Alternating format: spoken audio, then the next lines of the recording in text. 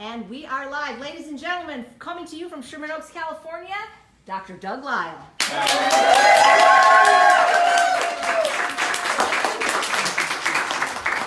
All right. Well, I don't have anything particularly planned, so we have no idea where this is going. So this is just Q&A. It's as if we're at either True North Health Center or the new Fasting Escape. Make my trip down there now once a month to down here to Southern California. So questions about anything. Yeah, it doesn't matter what the topic. If I can't answer it, I'll just hide. Another one? I mean, I already asked him. Yeah, but we didn't hear the answer. Oh. We don't even know the question. Yeah. Let's let someone else start. Yeah, somebody else can start. Come on, some of you drove like 4 hours to get here. Yes. How did you discover the pleasure trap? The pleasure trap had several little roots that went into it, and the one was a seminar that I went to and listened to a psychiatrist by the name of Alex Stalcup, who works with heroin addicts in the East Bay, San Francisco Bay. And he had actually been, for 20 years, he had been the staff doctor, psychiatrist at the Haight-Ashbury Clinic. So he was at ground zero for heroin addiction. And it was there that he went through the basic neuroscience of what we would call the pleasure trap, that essentially that drugs are hyper-activating either the dopamine pathway or the endorphin pathway. So that's where I learned that. I don't believe that before that. I think I vaguely knew that, as a lot of psychologists or psychiatrists vaguely knew that by the early 90s. But this was now the late 90s, and I think that research had gotten crisper and it had become more clear. And so that's where I learned that. I actually was thinking along the line. I think I was thinking along the lines of food at that time.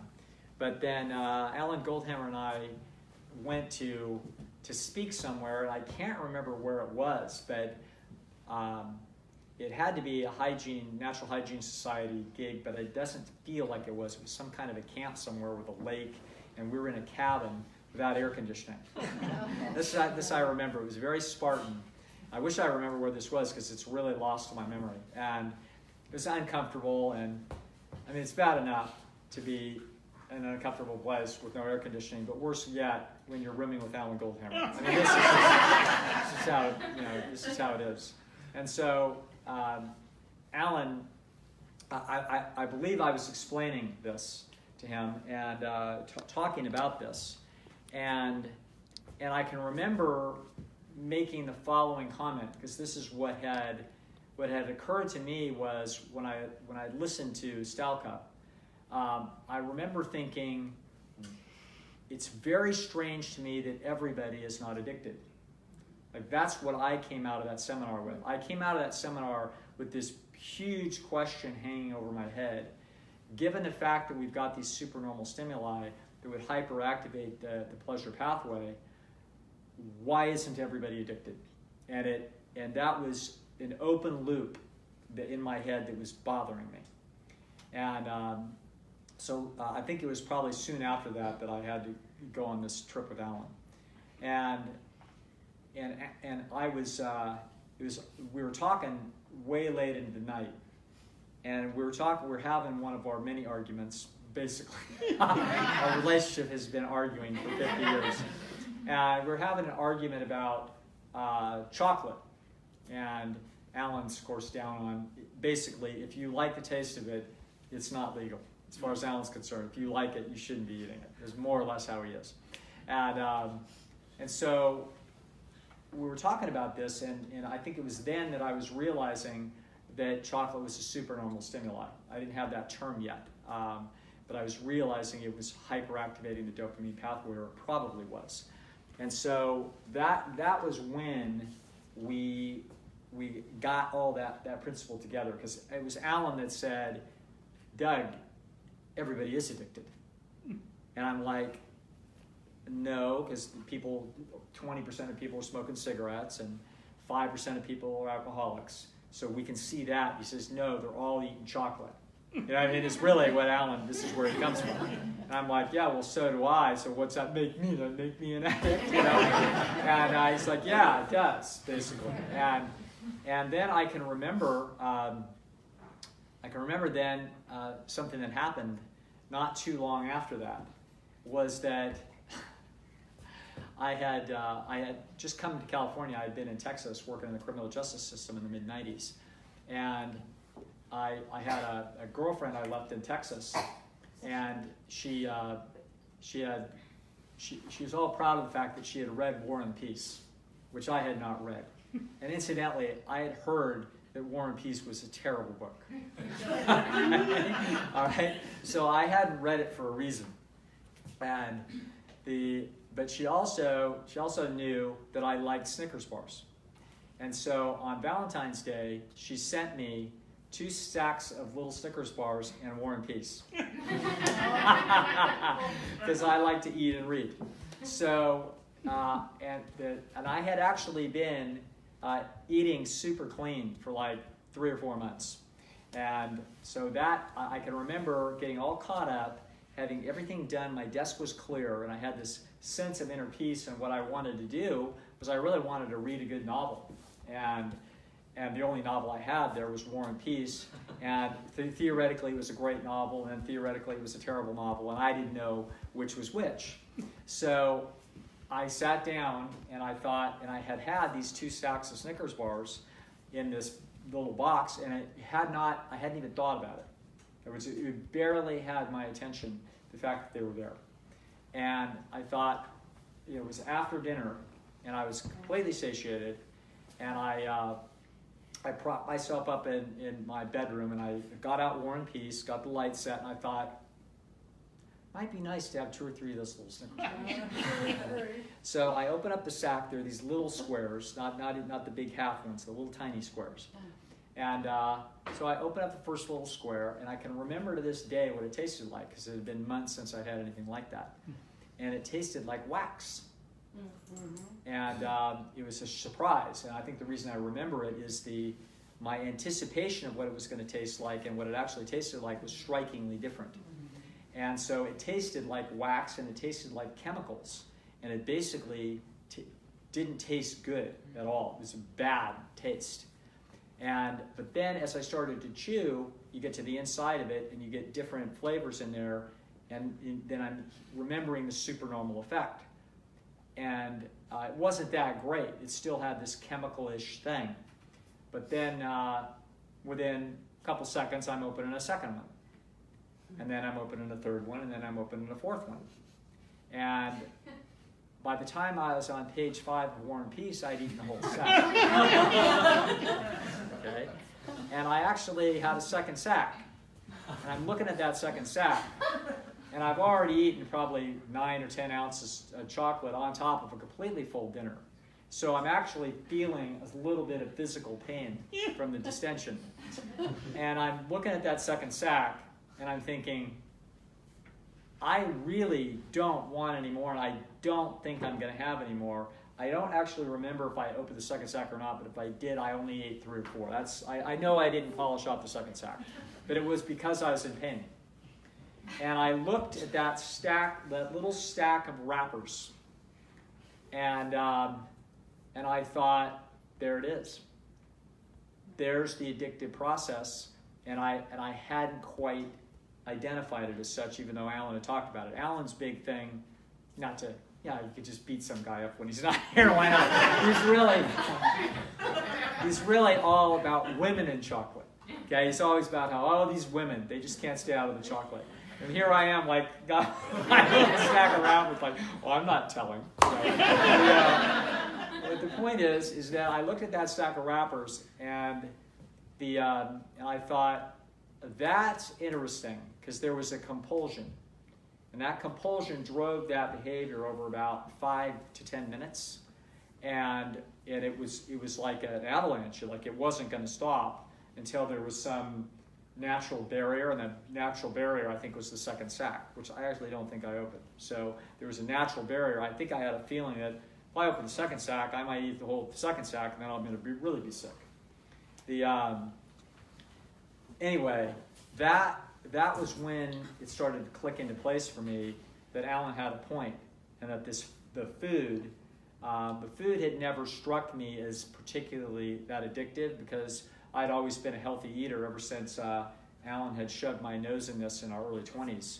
I had always been pretty easy and naturally disciplined and just not that reactive to food, and therefore it had never been a big problem for me. And it had never been a worry for me. I'm naturally slender, and so I was never worried about my weight. That was never a concern. So I was never monitoring my food intake or worried about it. I just drifted towards healthy food, ate it, and didn't think anything about it. So I worked a lot with addictions in my career. So, and the people that struggle with addiction, yes. What about sweeteners like stevia? What do those do to your brain? It's the same kind of thing.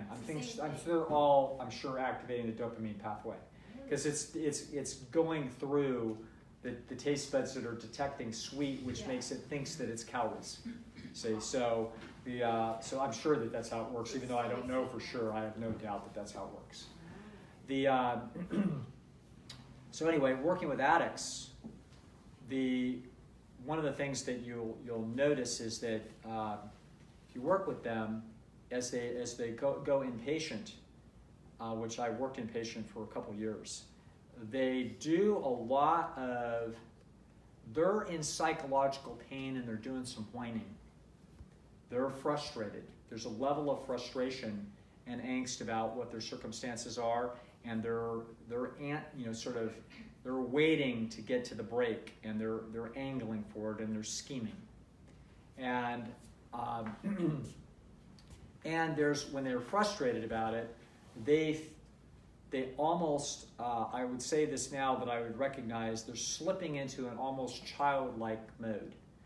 When children get frustrated, they whine and they cry, okay, and they get angry. So what they really have is they have two basic strategies. The basic manipulative strategies for frustration in childhood are crying and anger. And you'll see kids vacillate. They have like a jukebox inside their head, and they will vacillate between those two, because those are two different methods for manipulating parents. The reason the kids feel so frustrated, oh, it's hitting good. You wandered into a useful thing. The reason is that the children feel they cannot solve the problem themselves. They can't do it.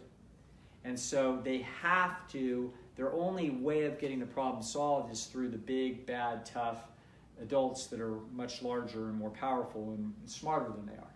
So their way of doing it in the world is through manipulating parental circuits.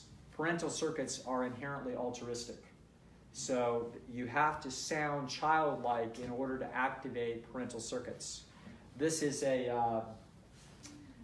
I usually don't have a lot of good things to say about psychoanalytic thinking. The reason is not that there hasn't been some intelligent psychoanalytic insights in the last 100 years. It's just that they're given massively too much credit. Okay, so it's as if we're bowing down to engineers that built the first airplanes and crashed them all. It's like, hey, they were good and they had interesting insights at the time, good for them, but they're not rocket scientists, and we shouldn't be acting like they are.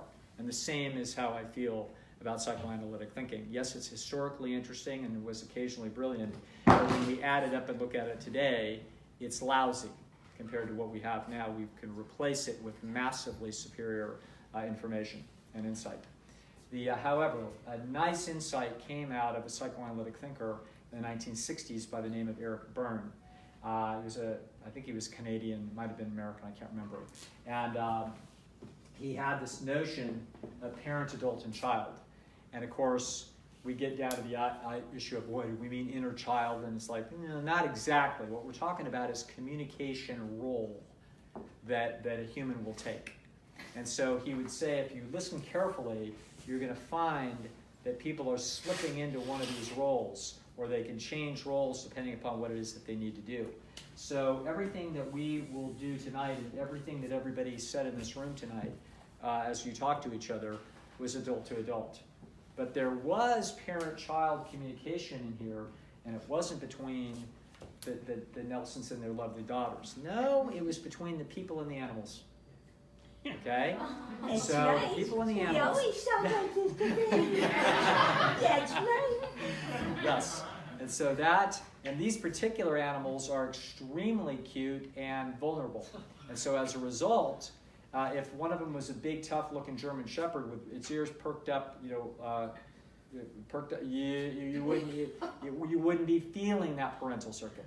But because they're vulnerable, you feel the parental circuit because they're evidencing childlike behaviors and that they need your help and security. And so you feel like shielding them and reassuring them, okay? And so that's what you'll see. So communication winds up being either adult to adult or it's parent-child communication. And so and what would happen in treatment is that you would see adults trying to use childlike sounds, whining, crying, complaining, etc., to try to activate parental circuits inside of staff so that the staff would do altruistic hustling to get them what they wanted. You see? That's what you would see. And so I wasn't thinking of this at the time, but I was aware of it. In other words, just unconsciously working with a lot of addicts, you start to see these patterns, and we recognize them as manipulative, and they do things called splitting staff, and they're all this stuff is going on. But it was later on that I recognized I had read Burns' work, and I was like, that's what's going on in the addiction world, is that there's a great deal of 45-year-old adults with an addiction slipping into child roles in order to communicate the childlike sounds and noises in order to get parental altruistic behavior on the part of people around them. That makes sense.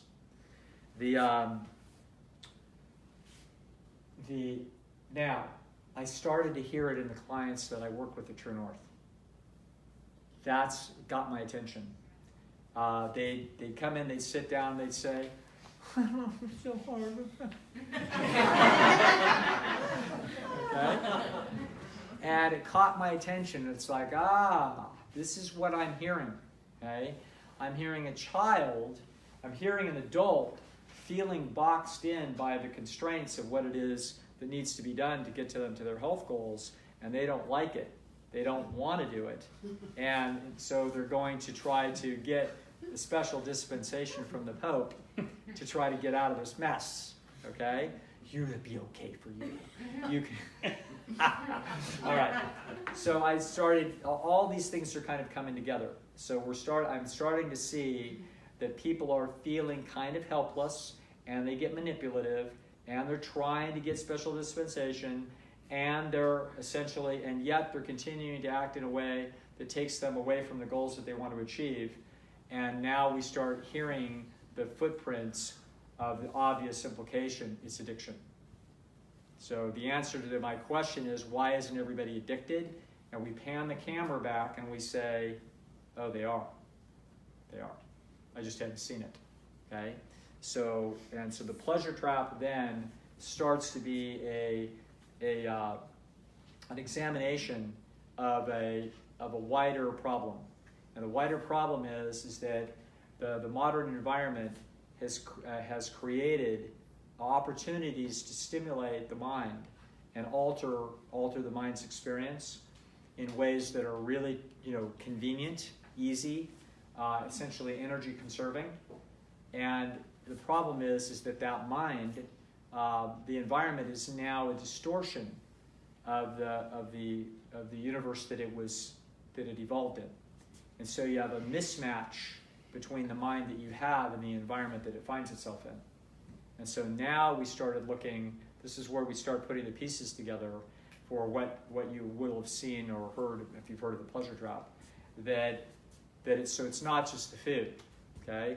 Drugs is the most obvious. So obviously, we had all in neuroscience had all recognized that of course drugs are what I call the pleasure trap. Of course, supernormal stimuli, it's causing highly ineffective and disruptive behavior. This is a mess. We all recognize that. But what if we start looking at other places where the mind is getting disturbed? Okay, so it's getting disturbed also in the food supply. Well, what are we going to look at there? Well, it turns out that a few people actually find out what direction they ought to go with respect to their food, and they can't go there. They pay money to Alan Goldhammer, John McDougall, Joel Furman, Neil Barnard, and Colin Campbell, and Caldwell Esselstyn. They read, they learn. Jeff Nelson has tried to educate hundreds of thousands of people or more, and has, and yet they fight it. Okay, why do they fight it? Because their brain wasn't designed for these options. It wasn't designed to actually live in the universe with these opportunities. So now we see, aha, it's a trap. Okay, that the pleasure signals are a Stone Age signal of biological success. And what are we getting instead? We're getting a relentless march towards moderate, intermediate level self-destruction that's at a different level of intensity than when we come after with heroin or methamphetamine or something like that. It's the same process, but it's a different degree of intensity and a different degree of damage, okay, is what it is. So then when we bring the camera back, we find out, 20% of the country is still smoking. We have 5% of the country is addicted to alcohol. There's an overlap between those, but that's at least 20-something%. And now we look at the wider issues. How many people are struggling with their health? The answer is a lot. Okay? You don't see it so much in young people, but by the time we're 50, we see it all over the place. And now, why is that? And the reason is because of the food. It's beyond that also. Energy conservation circuits are also going to incentivize the organism to not exercise. Okay? Of course, it's designed by nature to be as efficient as possible in trying to get the calories in order to locomote the organism around its environment to try to take advantage of whatever opportunities there are. But it's designed by nature to minimize those things. Oops, there's another trap. Okay, so we finally get down to there's more. The next trap that caught our attention was the electric light bulb. About that time, it was the late 90s, one of the co-discoverers of the REM cycle was a guy by the name of William Dement, who's a professor at Stanford. He'd been the long-standing grand old man of the Stanford Sleep Lab, now world famous. And so Dement wrote a book, kind of a summa of his career. It's called The Promise of Sleep.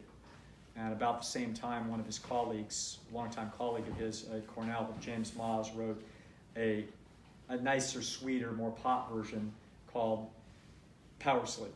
So Moss had the better publicity people by far, way smarter, sold a lot more books, and had about 1/10 of the depth. I read both of them, and The Promise of Sleep was magnificent. It was the opus of a great man's career. And by the time I read that book, I realized this is a pretty big deal. And this is a big part of what we're going to call the pleasure trap, which is the mismatch between the mind that you have and the environment that you find yourself in, and the inexorable mistakes that are going to take place because of that mismatch. And so we wrote about that, and we made a pretty big deal about it. And now, 20 years later, I've just read another book recently that revisits the issue of sleep. And I have to tell you folks, it's huge. It's way bigger than I thought. The book is called Why We Sleep. I think the author is Walker, and he's now the head honcho at the Berkeley Sleep Lab. And so I'm thinking about talking about this in Las Vegas, by the way, AJ. I may switch up what I talk about. That's fine. Yeah. Anyway, it turns out that us in the plant world are well aware of how important food is and what a fight it is to do it right.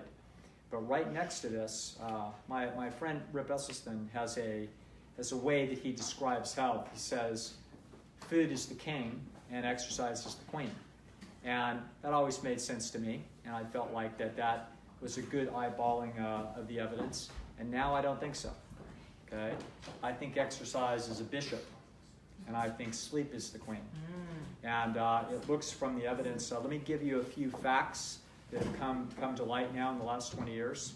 It appears that if you get 6 hours of sleep a night in your lifetime, you've got at least a 200% doubles the chance of you dying of a heart attack.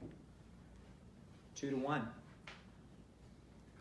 Okay, that's a big deal. If you have 6 hours of sleep as opposed to 8 hours of sleep a night, you have a 40% increased likelihood of dying of cancer. Pretty big deal. If you have a single night of sleep where you've slept 4 hours, it will reduce the amount of anti-cancer cells, helper killer cells, by 70% overnight. Wait, are you saying that it's better to get 4 hours of sleep? No. In other words, you will reduce reduce those cells. If you infect people with a cold virus and they have 6 hours of sleep versus 8, it could be 5 against 7. I can't remember the exact study, but it's a 2-hour differential. The difference of likelihood of having that fulminate into an infection is 50% versus 18%. Pretty big difference. Okay, so you start to see, it turns out, similar numbers for diabetes. Fascinating is also calories eaten and choices of food. It turns out that if you're short of sleep, you're more likely, you will likely eat 300 more calories that day, and the choices of the food that you eat are more pleasure drug food. Okay, so I didn't know that there was that many dots connected to this. And so now I do know. And so this is another little thing that we need to share with the vegan world. Also, my mother is suffering from Alzheimer's and has been for a long time. And I've known and been thinking that the main thing that we need to be doing is being worried about her food. Okay, so she's pretty darn healthy. And so, but I've been watching this deterioration for years. And thinking, well, I could clean up her food some more, but I'm still watching the deterioration. And she does some other things that as people age and they get older, you just feel like, well, what am I really going to be, the police here? I don't really want to be the police. I don't want it adversarial. I love her tremendously. So I want to see her enjoy herself. 3 things Mom likes very much in the world. She likes wine.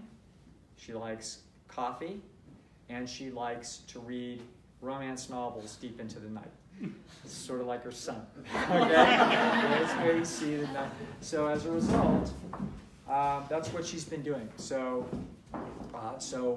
my dad was always too cheap when they'd go out to restaurants. He would never ever order any wine in a restaurant because he's just considered it like, why do that when you can buy a whole bottle for $8? Why would we spend, so she never got to do that. But as soon as he passed away a number of years ago, when I take her out to dinner fairly often, and I would indulge that. It's like, hey, Mom, now you can live how you want to live. And then in the mornings, I told her, you shouldn't be drinking coffee. Okay, I'll drink decaf. So a number of years ago, I had her starting to drink decaf. And I didn't know this. I knew there was some caffeine in decaf, but I didn't know how much. And it turns out it's about 25% of what there is in regular coffee, so it's quite a bit. And it turns out that the half-life of caffeine is about 7 hours. So by the time you're looking at 14 hours later, there's still a substantial dose. And it turns out that they now know things about sleep that they just didn't know 20 years ago. So let me tell you, I'll hack this up a little bit, but I'll get it mostly right. So it turns out that you've got sort of 2 major kinds of sleep that we're going to call REM and non-REM. And non-REM is going to dominate your sleep for the first several hours a night. It will be almost exclusively non-REM sleep. At the end of the night, the very last sleep cycle or 2, sleep goes in an hour and a half or so cycles. So the last cycle or 2, you'll have increasing amounts of REM. And They call it REM for rapid eye movement. So if you look at the person's, if you shine a light on the person when they're sleeping in REM, you're going to watch their eyes going back and forth all over. It's just a thing of what happens in REM, whatever is going on neurologically. But it turns out now we know what's happening in the brain, that basically a major part of sleep is to clean the brain. So the brain is full of metabolic debris from the work that it's done all day long. And so there's gross morphological changes take place in the brain during sleep, where channels open up and the trash is washed out. And so it cleans the system out. But then once it's cleaned out, and it will take hours to clean it out, but once it's cleaned out, then the new memories or new information that was gained from the previous day's consciousness will be organized into memory circuits to put the person's new information in context. So let's suppose that everything about your life was the same, except you went house shopping yesterday and you just found a new subdivision, and that subdivision things were about 10% cheaper than you thought that there was anything else. And you're like, well, wait a second, we were planning on doing this and doing that and maybe buying over there, but now I have to have a whole new perspective. And maybe we're going to live on that side of town, but that's going to take us away from grandma. And so suddenly you have to integrate the new information with everything else about how your life is built. That's what has to happen. And so that's what happens in REM. But what happens if you don't spend much time in REM? If you don't spend much time in REM, then you won't remember what happened the previous day. Okay? And that's my mom waking up, 8 months ago saying, something's weird. And I'm like, what? She goes, where am I? I'm like, well, you're in your house. She goes, this is my house? Okay? So you've got a system that's not laying down those new memories and keeping these things integrated, you see. And I could talk her through and then reorient her, and then the circuits have come back online and belong some long-term memories that are still in there, then she's okay. Okay, but I started noticing this happening. But meanwhile, I didn't know enough about this new understanding of sleep to be doing anything different. Well, now I do. So now, guess who doesn't get any wine anymore? Okay? It's like, well, it's like taking the dog treat out of the dog cage. They're not going to be that happy with you. And guess who doesn't have decaf anymore? So we're going to have to drink Postum or stuff like that instead. And the other thing is, I have a young man who's the family friend who lives with her now and looks after her. He said, lights out at 10. Okay? No more reading romance novels into 1 and 2 o'clock in the morning. All right? Why? Because we don't have that much of those circuits left.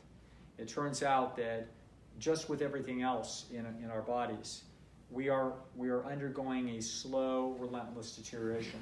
That's what happens, and that includes the brain, includes everything. Yes? So what about those people that on average they only get 2 or 3 hours of sleep at night? Turns out they're vastly more likely to get Alzheimer's. Okay?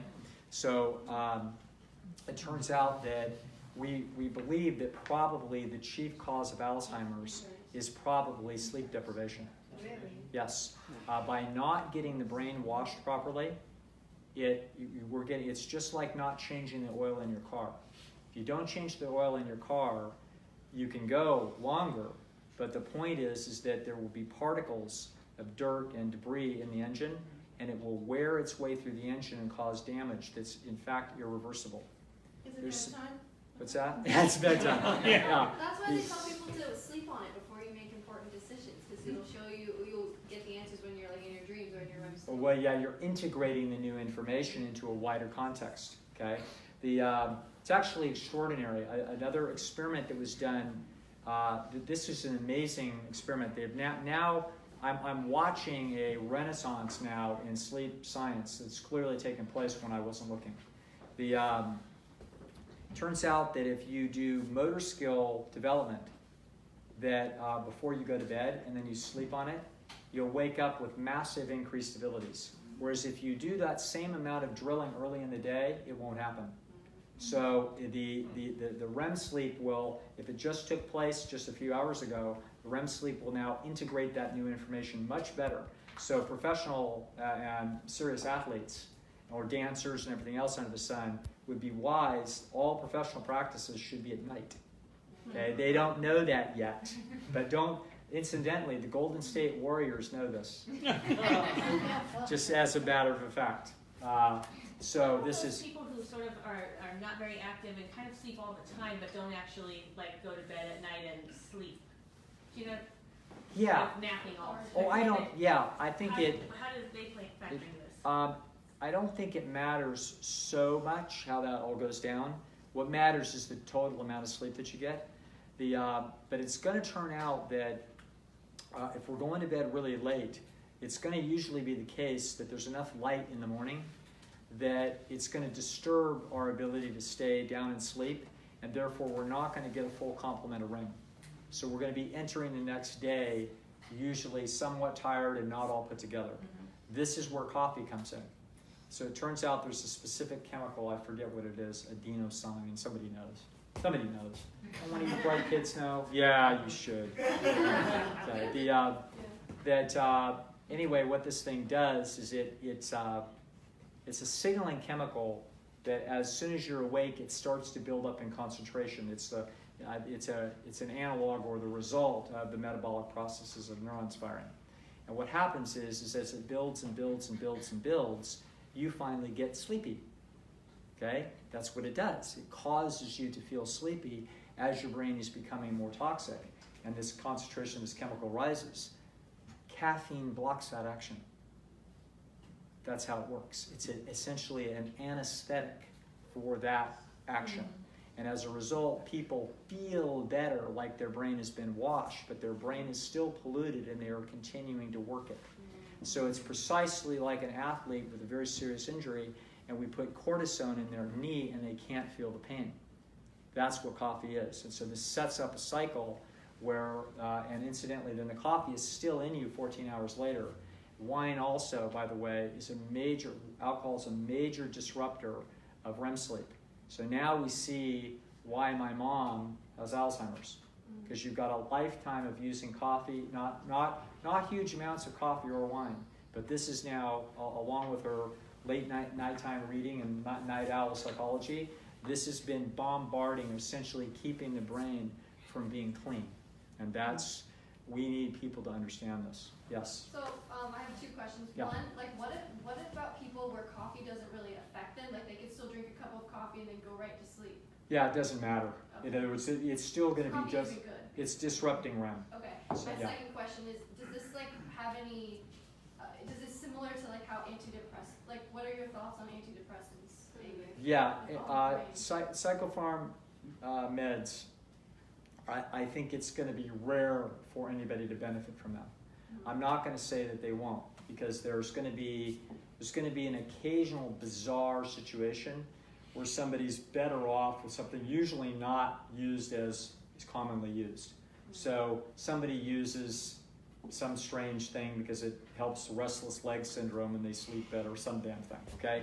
It's not going to be that I'm depressed, I took an antidepressant and I'm better off with it. Now, people will have the experience that that's true, and that's because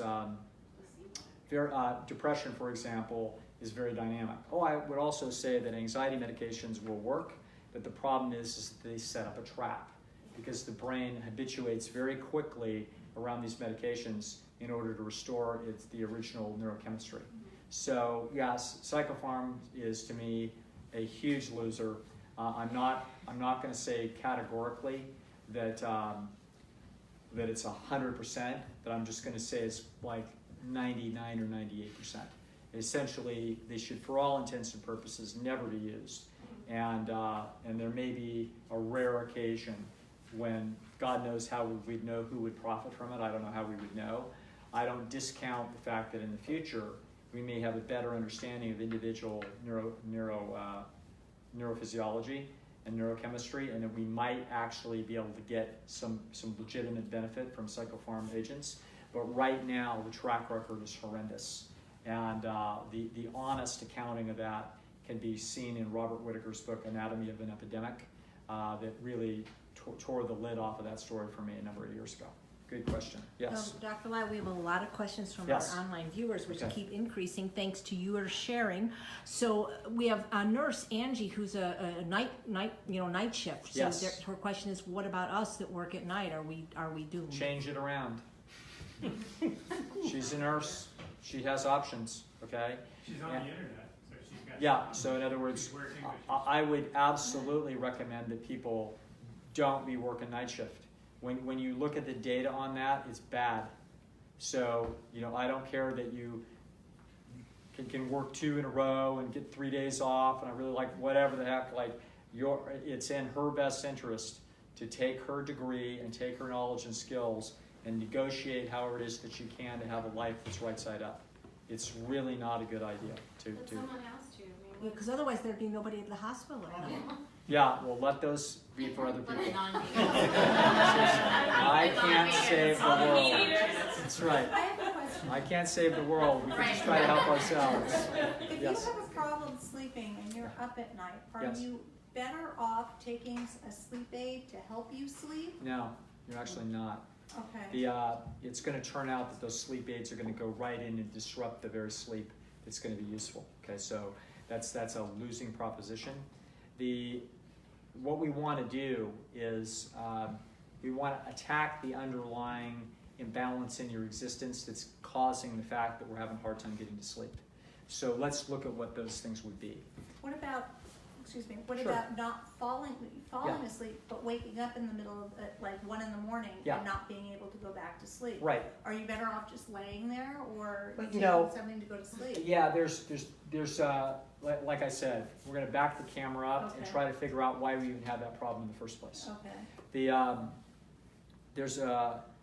First of all, we have to understand that almost always the reason is because the person's life isn't being lived consistent with their natural history. So a lot of people don't get nearly enough physical exercise relative to how it is that we were designed to be, how we're designed to be built. And also, so I'm not speaking about you specifically, if this question is specifically about you, but when I hear I'm an insomniac, I have a hard time with this or that with sleep, it's like, okay, let's get this straight. Is there any coffee? Is there any alcohol? What's your diet like? And are you exercising fairly vigorously every day? And now, under those conditions, now once we've done all those things, do we have a sleep problem? Okay? And the answer is almost never. Okay, so that's where we begin. We also begin with the notion of how enticing do we find the media?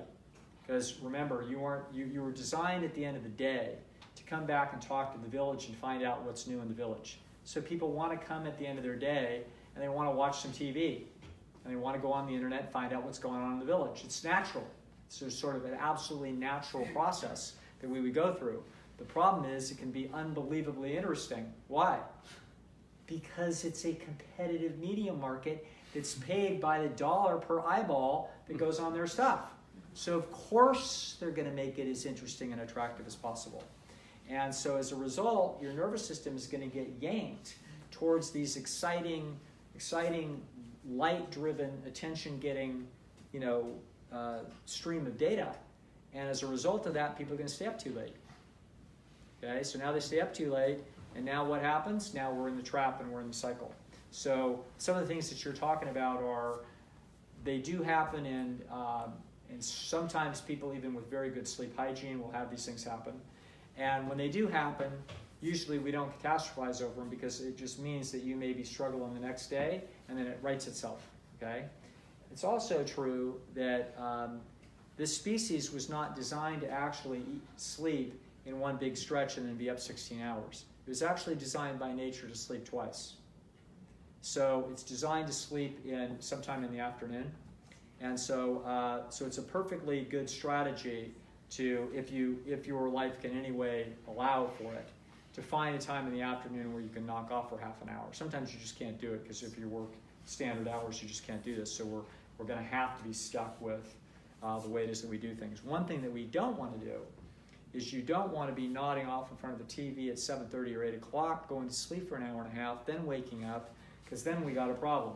Because now we've actually washed the brain too much, we're re-alerted, and now we're going to have a hard time going to sleep at 10. So these are some little sleep hygiene things that are worth paying attention to. Question here first. I have a question about your mom's romance novels. Yes. Okay, It's the same ones. Yeah. So I know that you didn't want her reading deep into the night. Yeah. But you also talked about your brain kind of organizing, from your day. So Right.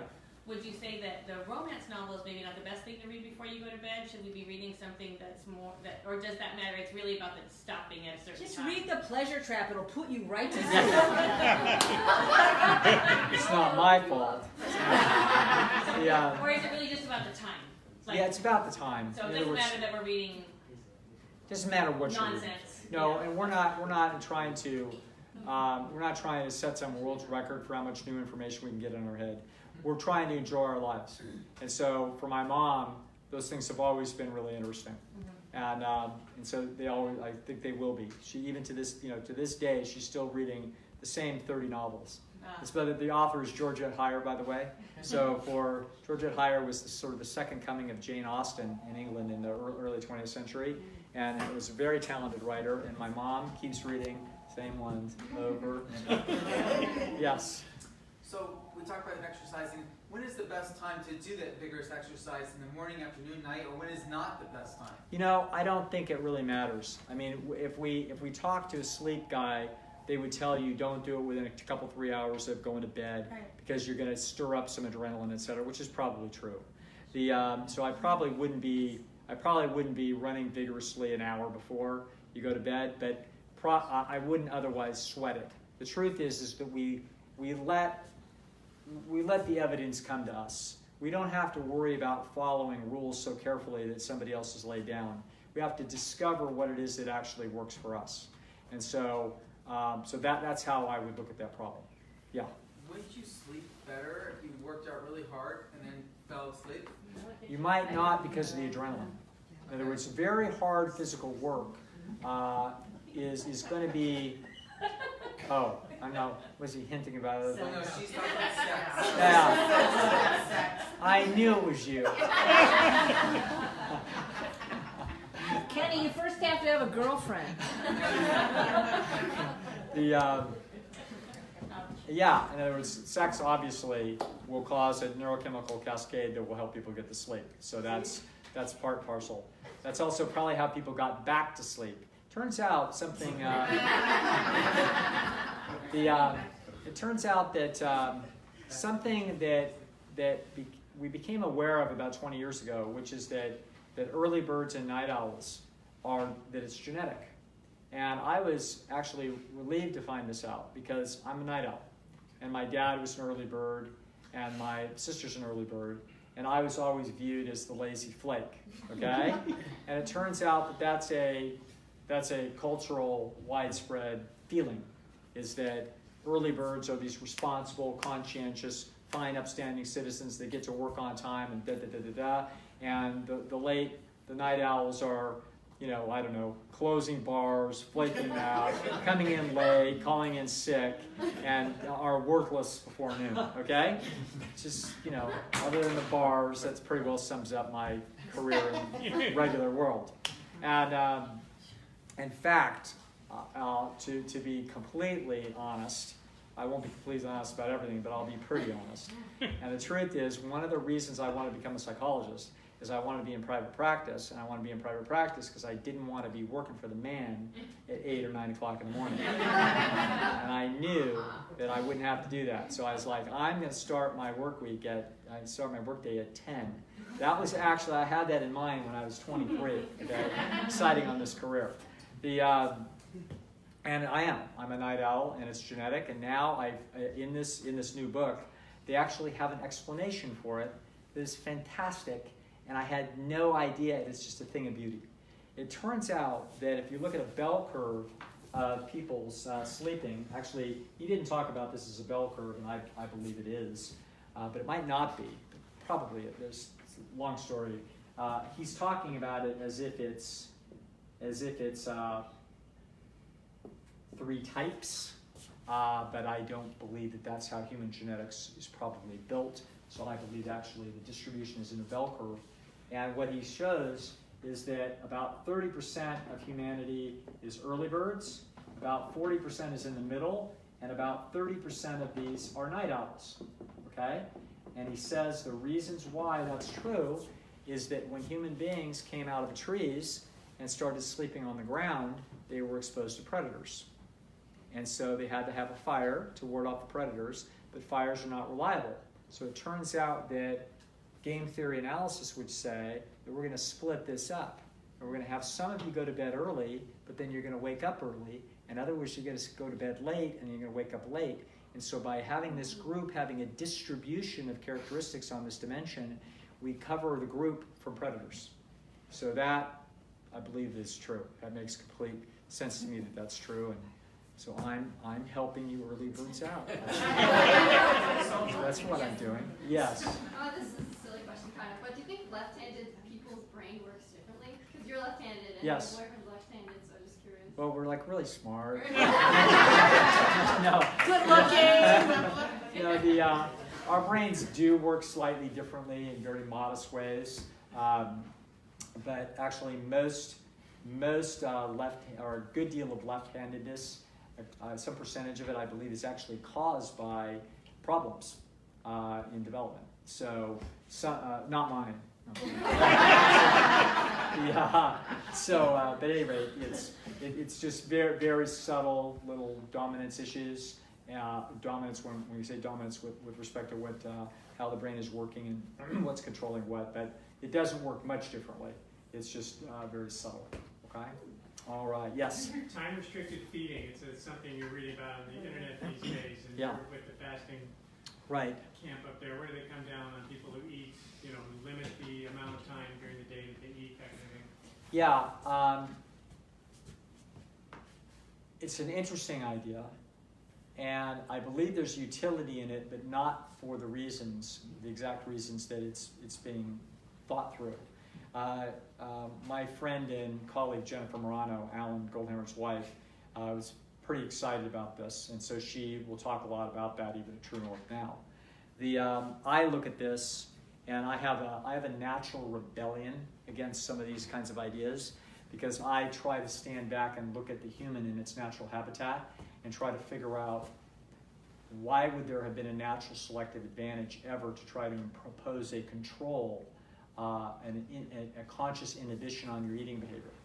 Doesn't make any sense. No animal in nature poses a conscious inhibition on its eating behavior.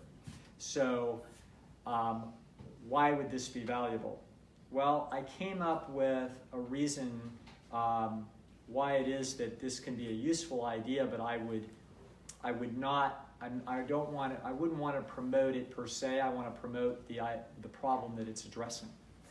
The problem that it's addressing is a problem that I call the condition cramp, and that is the following. The following is true about humans.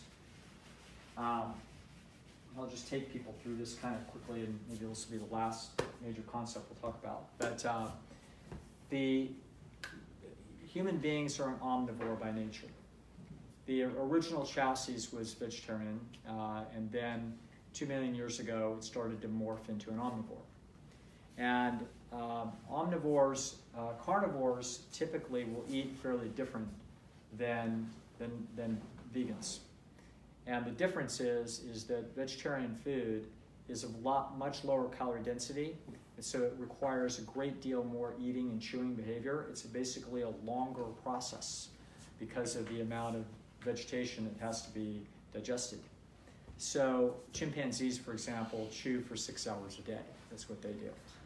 Humans, when you put them on the clock, will chew for about an hour a day. So that difference is pretty striking.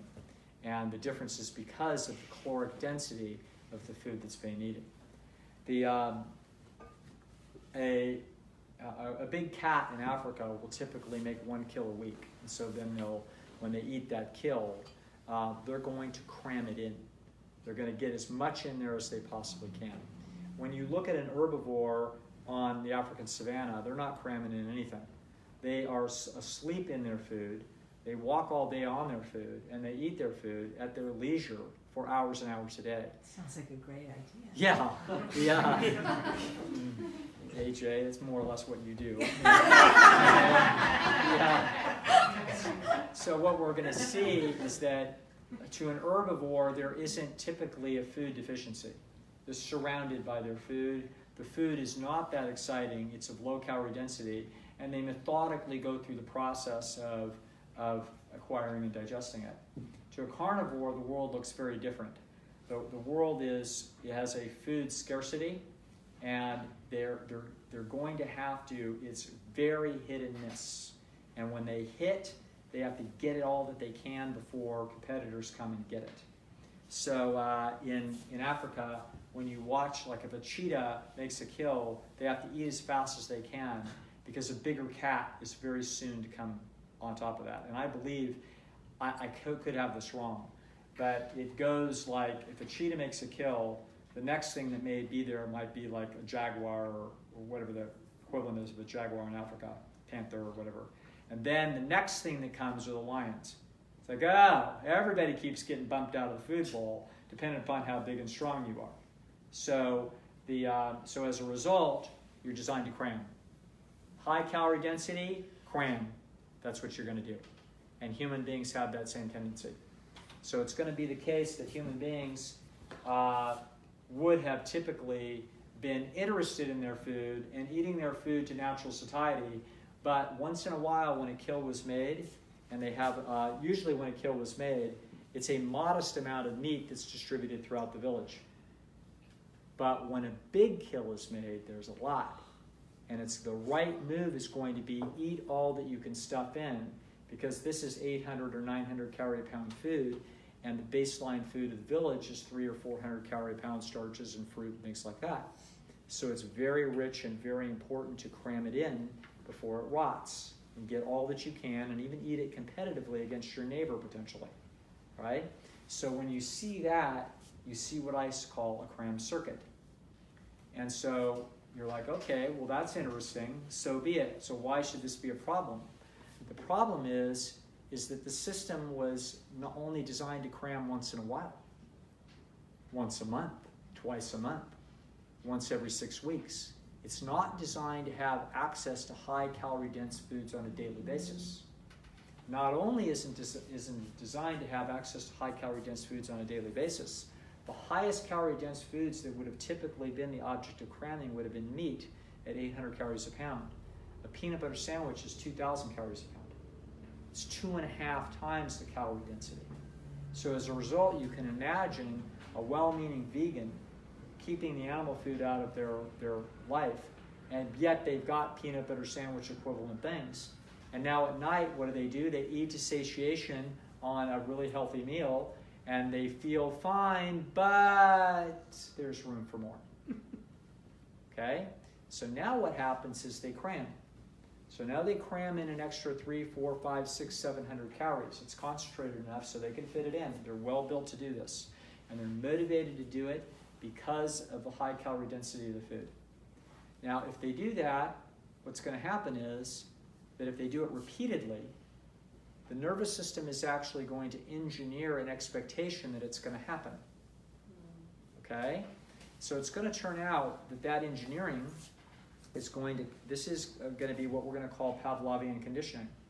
So if you ring a bell every time that you feed the dog, then after you do that about 10 times, pretty soon you ring the bell and the dog starts salivating even though there's no food around. Well, if the bell that you're ringing is that every night after you're satiated, you're about to head for the concentrated food, then guess what the bell is? It's a full stomach. A full stomach of whole natural food literally rings the dinner bell to a person who is classically conditioned to cramming rich foods after they're already full. When you ring the dinner bell, i.e. the classical conditioning cue winds up not being an external bell, but literally the stretch receptors of the stomach itself. What happens is that now activates digestive enzymes being released because it's anticipating that we're going to eat. And when you feel those digestive enzymes being released, that's called craving. So literally you can be craving food after you're full because you've classically conditioned the system that it's expecting to get it. Okay? So I've had colleagues, tearing their hair out and trying to figure this out for years. So Joel Furman has scratched his head raw saying hunger is in the throat, or it's this, or it's that, or that's not real hunger. I know what he's been trying to say, but he couldn't get it formulated. He's watching people continuing to eat past satiety, and he's saying, you guys don't know what satiety is. And he was right, but he didn't understand that what he was actually watching was classical conditioning of a cram circuit. See, that's what's going on. Alan also didn't know. Nobody knew. So now we know. That's what this is.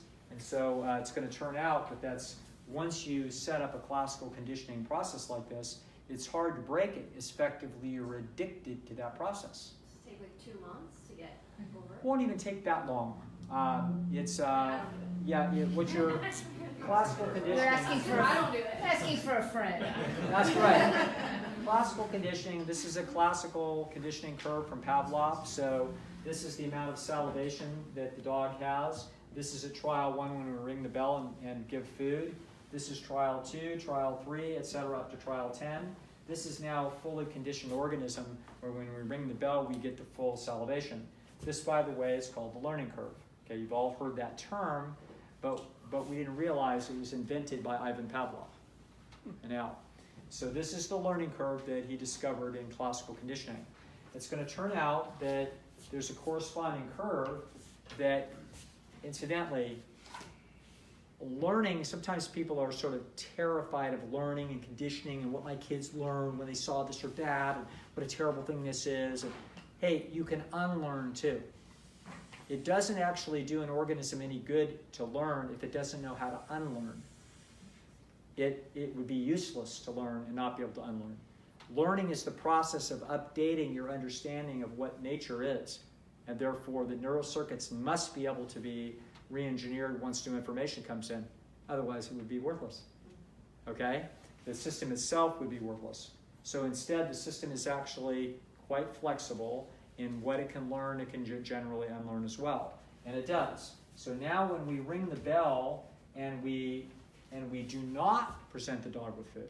So this is now the second curve, where the first curve it learned. Now we're going to watch it unlearn as we ring the bell and don't give it food. So the very first time that we do this, what we're going to find is that it's going to have a very high salivation because it just came out of the learning process. The second time that we give it the ring the bell and we do not feed it, it goes up. Okay? The third time, it goes up even higher. Okay? Then it starts to come down. And this is extinction. Is that literal? The first time, second time, third time? No, it's conceptual. Okay. In other words, this first several trials. Okay. So I don't know, every different drug and every different nervous system is going to be different. So I don't know what the cigarette extinction curve looks like as opposed to heroin and methamphetamine or anything else, okay? But it is about like this. So it's going to turn out that the cram circuit is not going to be more tenacious than methamphetamine, okay? Or cigarettes. So cigarettes, we can see that curve pretty well, but if people can keep their paws off the cigarettes for a couple of weeks, they're in pretty good shape. The first week is really hard. The system actually fights you tooth and nail and does not want to give up the addiction. There's a reason why this is true. All of these things were actually designed by nature to make sure that animals remained fed. If there was conditions in nature where food was available and there was a reliable cue, like for example, the chirping of some birds told you that there's some worms that just got released by the river and you're some little muskrat that eats those worms and you can hear it, then you're going to get classically conditioned to that sound, right? Now, if the birds are chirping one day and there's no worms, you shouldn't just say, oh well, no worms, I guess that's no longer a reliable cue. What instead you're going to say is, those worms are probably pretty close by. If I scratch a little harder in the dirt, I'll bet I can find them. I don't see them, but they can't be far. See? That would be the correct cost-benefit analysis for the nervous system to run in order to optimize its behavior for survival. And it does. So whenever you pull a resource away that was expected, the animal fights harder with more energy to get it. This is the intensity of withdrawal symptoms with any drug, okay? They are going to go crazy when you pull it away. They're going to be incredibly upset. This is actually called the Extinction Burst. And this is the organism's defense against the loss of an expected reward, okay? After a while, it stops churning that weight, that much energy. It realizes it looks like it's gone. It's like a breakup. It's like a breakup. Remarkable how that works, isn't it? Yes, that's exactly right. This is very much like a breakup, okay? And so then we go down into extinction. It turns out that we'll have these little blips. And these little blips are kind of dangerous with addiction. This is called a spontaneous recovery. It was first noted by Pavlov more than 100 years ago. That even after you had gone into extinction, every once in a while, the dogs would spontaneously start salivating, thinking that they were going to get fed. They go back to the ex for a little.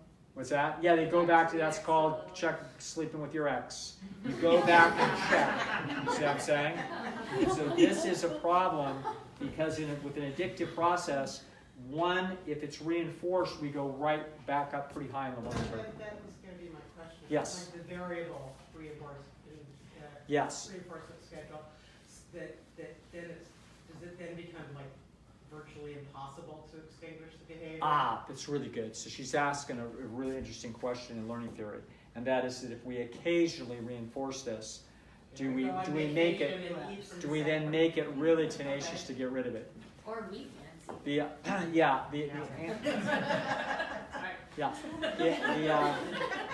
You've got a point there, okay? And so I don't think that food in general is only a moderately intense stimulus, even processed food. It's only moderately intense. It's intense enough to cause this.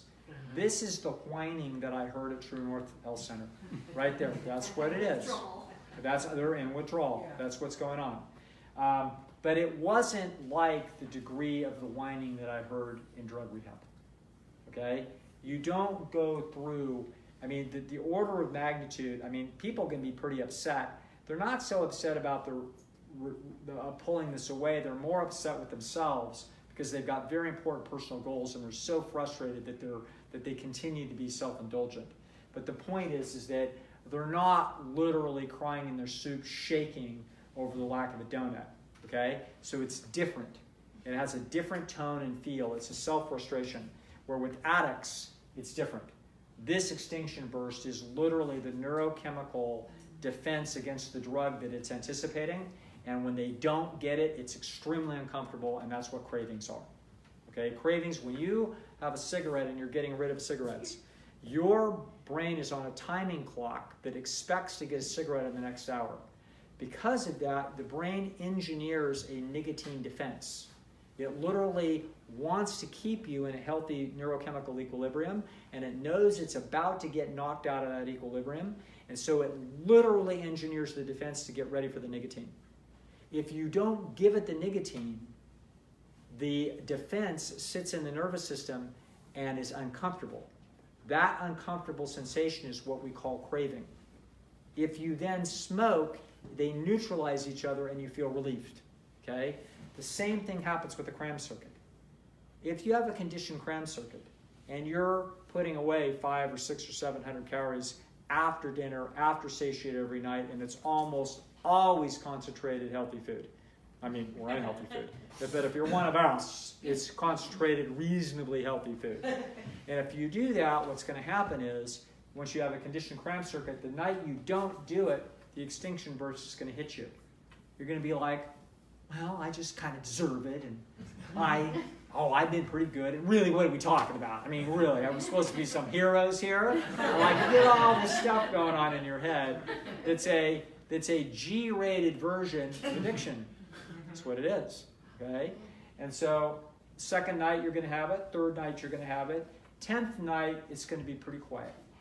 That's what I've observed, okay? So it takes a week or two to quiet that down and to get it into a nice... It's not going away forever, folks. You can remember what rich food tastes like, and here's what's worse. if you smell it. Because smelling it isn't a memory. That's actually a direct indication of what that's going to taste like. So that's a different thing. That's why we want to do things. Chef AJ's and my rule number 1 is you can't have the junk in the house. You can't get yourself in situations repeatedly where you're getting tempted, because that's pushing you too far. Yes? What are your thoughts on the novel? Oh, Wait, have to come back next time. Yeah, but was your Snickers your Snickers, does that play into this at all, or was that just an isolated event? That Snickers was just a supernormal stimuli that, you know what I mean, that cascaded on me. That okay? wasn't this then? That wasn't this, because I didn't get conditioned to it. Okay. Did it still taste like wax, or did you just learn to like the taste of wax? No, it would still, I know that it would still taste like wax. I mean, that experience, did each one get better, or did it still taste, or did you stop caring? No, I could tell that my disgust with it got doled out very quickly. Okay, in other words, So it did get better. It got better, and it got better fast. Like sex with an ex. I had the same experience, by the way, with an ex, where I went to her place, and I went there to visit. I hadn't seen her in a year or two, and I just went to say hi. Really, it's true. Next thing he knows, the Snickers was in his mouth. So I go to say hi, and what do I see in the freezer was Swiss almond Haagen-Dazs, okay? Which is something that I had eaten years before on occasion, so it just happened that she had the Swiss almond Haagen-Dazs. And I thought, well, I'll just try a spoonful of it. Here it is. Okay? And actually I did, and I had the same sensation as the Snickers bar, wax. That artificial, high-fat, whatever, tastes like wax. And that one, I didn't polish that one off. I just took one spoonful. It was somebody else's food, so, you know, and, but I remember that, and I haven't had a spoonful since. That was in, I can tell you when it was. That was 1997. It was the last time I had a spoonful of Haagen-Dazs, and that was the spoon. That's almost. Almost. Haagen-Dazs is a great girl, though. Yeah. Anyway, that's that waxy feeling is. Did you get back with her? No. So is time-restricted feeding a good antidote Oh. for treatment of cramp? Is that what Yes. you're saying, or? Thank you. Thanks for somebody paying attention. Yes, the time-restricted eating can be a nice rule, because what the person needs to establish, what I've been telling people is, once you've eaten to satiation, you walk out of that kitchen and you don't go back. You don't go back. You know you've had enough food. Oh, if you're a little hungry an hour later, don't worry about it. There's breakfast tomorrow, okay? You're not going to starve. You were satiated at 7:30 at the end of dinner. Leave. Don't go back to the kitchen. That's how I'm telling people to tame the cram circuit, because this is what you have to go through. Now, somebody who says do it eating in windows is doing the same thing by accident. They're saying don't eat after 6:30. Okay, they're accomplishing the same thing, but with a different vision in mind, and that's why I think those have been helpful for some people. I think it's been allowing them to counter condition the cram circuit. People will tell you if they do that they got used to it and they're fine, and it's like a kind of a surprise to them. Mm-hmm. It's like, hey, this really works. I'm starting to lose some weight. I feel fine, I have no problem, and I got this habit, and I did it. I eat in these windows, and I'm not going to tell them, you don't need to worry about eating the windows, you just don't want to indulge the cram circuit, okay? So that's the truth. The truth has nothing to do with the windows. It has to do with this insidious little problem that could only have been created by humans in the modern environment, where they would have consistent access to rich food every day. That's the only way you get that happening. Okay, in yes? a way, aren't you kind of indulging the cram circuit? You're almost just not eating later, or you're not eating earlier necessarily. You're almost like eating a lot at once. You're eating a lot at once, indulging the cram circuit, but then kind of making up for it. Yeah, in other words, you could facilitate that thing by closing the window. I just assume people don't close the window. Keep the window open, but then once you're reasonably done with dinner, whatever it is, that's it. You're done. Don't go back to the kitchen. You've had plenty of food. That's how I try to get people out of that. Who knows? It's a new problem for us to try to figure out, engineer, but that's my basic idea at this point. Okay, three more questions. Yeah. Is it better to wake up at the same time every morning to maintain consistency with a circadian rhythm, or to get more sleep? Oh, good question. I don't know that anybody knows. I think probably the best deal is to sleep to satiation. Okay, so you want to probably be reasonably consistent with your sleep behavior, so that you have plenty of time to sleep plenty. But I wouldn't be trying to religiously wake up at time X if I had the ability to sleep longer and I could sleep longer. Okay? Yeah. The reason why I say this is the following. And that appears to be that when you are short of sleep on a single night, you will pay back that debt to some degree over the next 3 days if you do, but you will never fully pay it back. In other words, it appears that any yourself of sleep, you have done brain damage that is permanent. Okay? This is. That's anyone who's missed college. Calling in sick Yeah. Everybody's calling in sick. Let's Now, all sleep in. What about people taking Adderall? No desserts Terrible. after. Like all this is a bad idea, terrible idea. So obviously, I have spent many nights where I was up too late and was short of sleep, and I've dinged my circuits a little bit. So what are we talking about? What's that? You look pretty good. Yeah, but we're talking about like somebody opening their car door into your car door and they just made a little scratch, right? And then they do it again, then they do it again, then they do it again, then they do it again. It's like we come back 6 years later and our car door is still there, but it's got some dings in it and it's not as good as it once was. I need a paint job. There, you need a paint job. And this is what's happening, and this is why we, in the name of trying to set a circadian rhythm, we don't, or keep one, we don't want to chop ourselves up. Sleep to satiation, any chance you get. I think it's the too many. I got a lot of good, smart friends in this arena. They're very worried about making sure everybody has nutritional adequacy, that they make sure that they've got enough vitamins and minerals and everything, all phytochemicals, etc. But we're not focused on actually the most critical deficiency that there is, which is sleep. I just That want is to a- say that those two are responsible for me getting Alzheimer's. There you go. They Sue didn't them. sleep- Sue They 'em. didn't sleep at all That's when they were right. babies. They I- didn't sleep you know all what? day. You just gotta. It was worth it. It was worth it. All right. Last So, question. well, the people online have Yes, been asking, okay. because it's on the subject of sleep, what do you think of melatonin and CBD oil for sleep, and is cocoa is bad for creating Alzheimer's as coffee? I don't know about some of these, that question. I know that in general we would never use any agent to mess around with brain chemistry, okay? So the answer is no. Now, there may be exceptions. Like if you're someone that does a lot of coast-to-coast travel, it turns out that melatonin can actually be a useful trick to actually help you stay in a rhythm. I don't even know how that's done, and I'd have to get a little chart out to do it. I don't do it, but then I'm not some international traveler that's doing all of this kind of thing very often. If someone were, then you might use that. Melatonin actually doesn't cause people to get to sleep. It does something else. It's I've learned too many new facts about this, and I was short of sleep when I was reading it. So, but we're not going to. It was clear that we don't, for example, quote, take a bunch of melatonin so that we can get to sleep. That's a mistake, and so is any other sleep aid. Okay.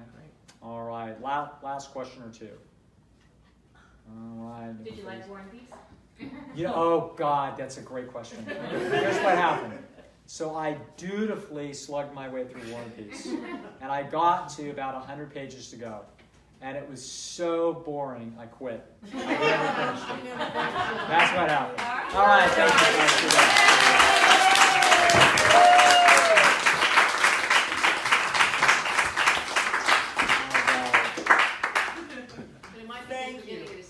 Yes. Yes, you got it. All right. Hey, anybody. Thanks All for right. coming. Thank Thanks for you. coming.